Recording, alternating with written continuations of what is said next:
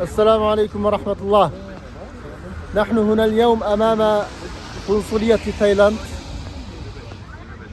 أتينا هنا لإعطائهم التماسا نطلب فيه أننا نطالبهم بعدم تسليم المحبوسين من الأيغور في سجون تايلاند. الحكومة التايلاندية في عام 2016 سلمت إلى الصين أكثر من 180 شخصاً. 180 شخصاً سلمتهم إلى الصين، ومصير هؤلاء غير معروفين إلى اليوم. كلهم إما قتلوا أو في السجون. ومنذ حوالي 13 عام في سجون تايلاند أكثر من 50 شخص من الأيغور في سجون تايلاند محبوسين.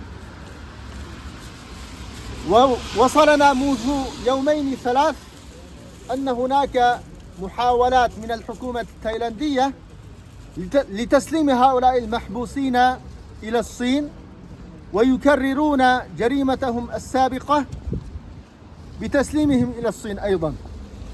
ونحن هنا أولا كشعب تركستاني، كشعب الأيغور، نطالب الحكومة التايلاندية ألا يسلم هؤلاء المحبوسين إلى الصين. وثانيا ألا يشارك الصين في هذه الجريمة الإنسانية ضد الشعب التركستاني والأيغور بالذات. وهم إذا سلموا هؤلاء ومصيرهم إما القتل وإما الحبس المؤبد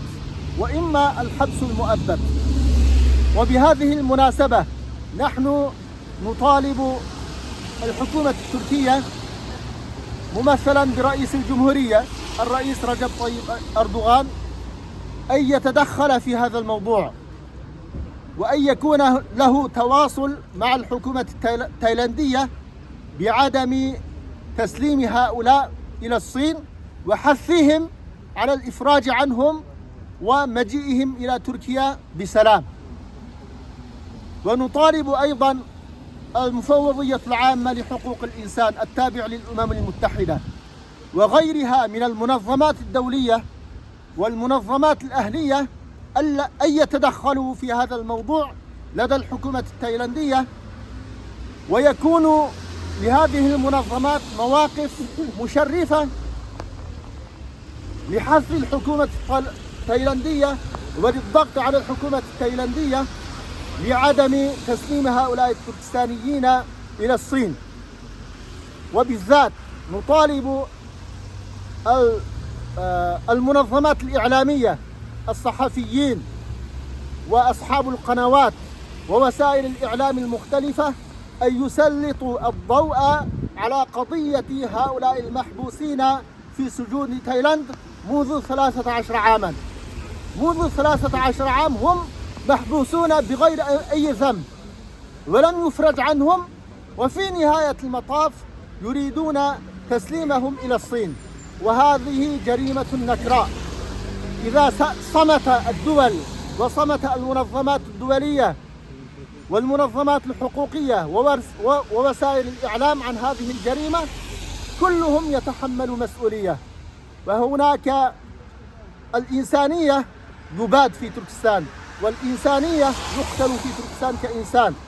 ولذلك على جميع أصحاب الضمائر الحية أن يكون لهم مواقف مشرفة لمنع حكومة تايلاند من تسليم هؤلاء المحبوسين من الأيغور إلى الصين. ونشكر جميع الواقفين مع هذه القضية العادلة، ونحثهم على الاستمرار في هذه الوقوف والمبادئ المتعلقة بحقوق الشعب التركستاني. وشكرا لكم جميعا.